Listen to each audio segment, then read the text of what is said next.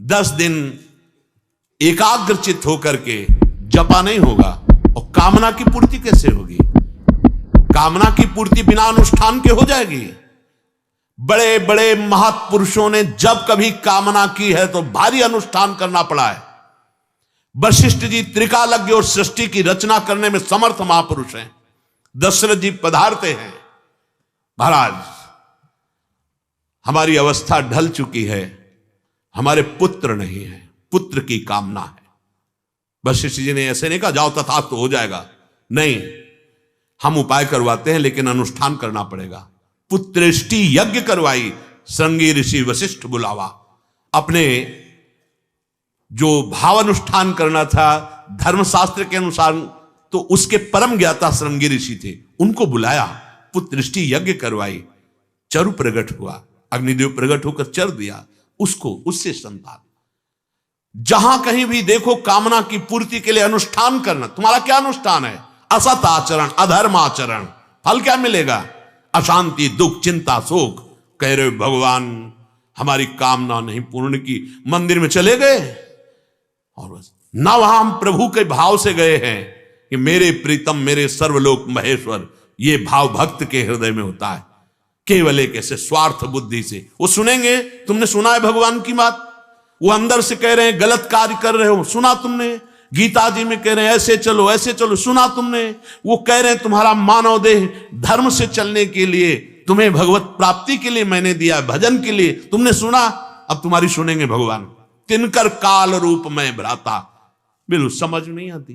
तुमने सुनी भगवान की बात, तुमने आज्ञा पालन किया, केवल मनमानी आचरण। कितने आप कामनाओं की बात बताएं, कितने महापुरुषों ने भगवान से कामना की है, लेकिन उसके लिए उनको अनुष्ठान करना पड़ा है। सकामता की पूर्ति के लिए अनुष्ठान है, निष्कामता के लिए कोई अनुष्ठान नहीं। भगवत समर्पित निरंतर चिंतन, जोई जोई प्यारो करे सोई मोहि भावे, मेरी कोई मांग ही नहीं। अगर मांग है तो उसके लिए है तब। अगर अटल पदवी प्राप्त करने की ठानी ध्रुव ने, तो देखो 5 वर्ष का बालक इसी मधुपुरी में, मथुरा में आकर के कैसे रह रहे हैं। भोजन भी त्याग दिया, जल भी त्याग दिया और वायु को भी रोक दिया। अखिल कोटि ब्रह्मांडपति भगवान आए और वो पदवी दी कि आज ऋषि उनकी परिक्रमा कर रहे हैं। आप क्या कर रहे हैं? कौन सा व्रत कर रहे हैं? कौन सा आप नियम ले रहे हैं? कौन सा आप तीर्थयाटन कर रहे हैं? कौन सी तपस्या करें? बस मनमानी आचरण भगवान से। तुमने भगवान की मानी, इस बात को समझिए आप। हम आपके मित्र हैं, हम कोई शत्रु नहीं हैं कि हम आपको डांटे। आपको हम वो बात जो हमारे हृदय में, हमारे संतों ने, हमारे शास्त्रों में, आप भगवान की आज्ञा के अनुसार चलिए, भगवान प्रसन्न हो जाएंगे। वही मेरा सेवक है, श्री भगवान कह रहे हैं, जो मेरा अनुशासन माने शास्त्र के अनुसार। तस्मात् शास्त्रम प्रमाणम ते। आपके आचरण कितना भारी अपराध हो रहा है। गर्भ में देखा बच्चा ठीक नहीं, नष्ट करवा दिया, बेटी है ठीक नहीं, नष्ट करवा दिया। ये कोई आप ककड़ी खीरा समझे हो? भारी अपराध। इसके बाद जब इसके परिणाम आएंगे तब आप हो भगवान, कहां भगवान? उस समय भगवान नहीं दिखाई दिया उसमें, जो गर्भस्थ शिशु में बैठा हुआ है। खुद उसका परिणाम उसके जीवन का एक सीमित समय है। अपने आप जो हो अलग बात है, आप उसके कर्ता मत बनिए। कहां इतनी छोटी छोटी बातों में आप ऐसे बड़े बड़े अपराध कर रहे हैं जिनका आपको स्मरण नहीं है। उनका जब परिणाम आएगा तो आपको कोई नहीं रोक सकेगा। कर्म नष्ट कर देता है। अवश्यमेव भोक्तव्यम कृतम कर्म शुभाशुभम, ये भगवान के वचन हैं।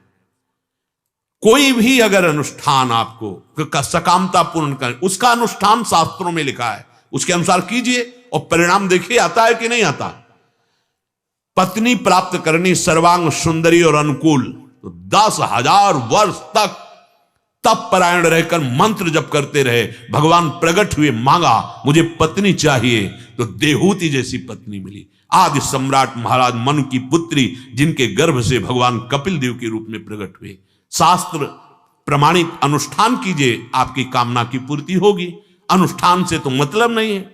जो मनाया वो खा लिया, जो मनाया पी लिया, जो मनाया वो कर लिया, भगवान हमारे कर दे तो कर्म कौन भोगेगा? तुम अवश्यमेव भोक्तव्यम कृतम कर्म शुभाशुभम, भगवान की वाणी सिद्धांत है, कानून है, शास्त्री, उसके अनुसार चलो। ये मनमानी आचरण करने से अगर तुम्हारी आस्तिकता नष्ट हो गई, श्रद्धा नष्ट हो गई, तो मानव जीवन जो आपको परम कल्याण के लिए मिला था नष्ट हो गया। और योनियों में जाने पर न बुद्धि काम करती है, न कोई बचाव पक्ष होता है। अभी अहंकार कर लो, मनमानी आचरण कर लो, और परिणाम से जब फिर परिणाम, देवराज इंद्र के पद में बैठे थे महाराज नहुष, जब अजगर बने तो केवल एक समय दिया गया था। इस समय यदि कोई सामने आया तो आप भक्षण कर सकते हो, अन्यथा नहीं। महीनों भूखे पड़े रहते। तब वो भीम उनके चक्कर में जब उसी समय में फंसे थे, तब कहा मैं छोड़ नहीं सकता, यद्यपि मैं जानता हूं आप हमारे वंश के हैं, पर मैं इतना भूख से व्याकुल हूं। कितना कष्ट जीवों को है। उन्हीं कष्टों से बचने के लिए 84 लाख योनियों से हमें भगवान ने मानव दे दिया कि चलो आप भजन करो, मानव देह दे। हम उसी कामनाओं में, और उसके लिए अनुष्ठान कोई नहीं है, कोई अनुष्ठान नहीं, कोई तप नहीं, कोई व्रत नहीं, कोई नियम नहीं, अपने को तपाया नहीं। कामना कैसे पूर्ण हो जाएगी?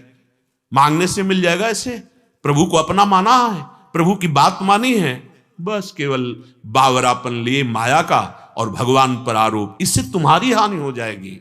आस्तिकता चली गई तो मृत जीवन है। जिन हरि भगत हृदय नहीं आनी, जीवित सब समानते प्राणी। वो मुर्दे के समान जीवन है। क्या जीवन का अस्तित्व?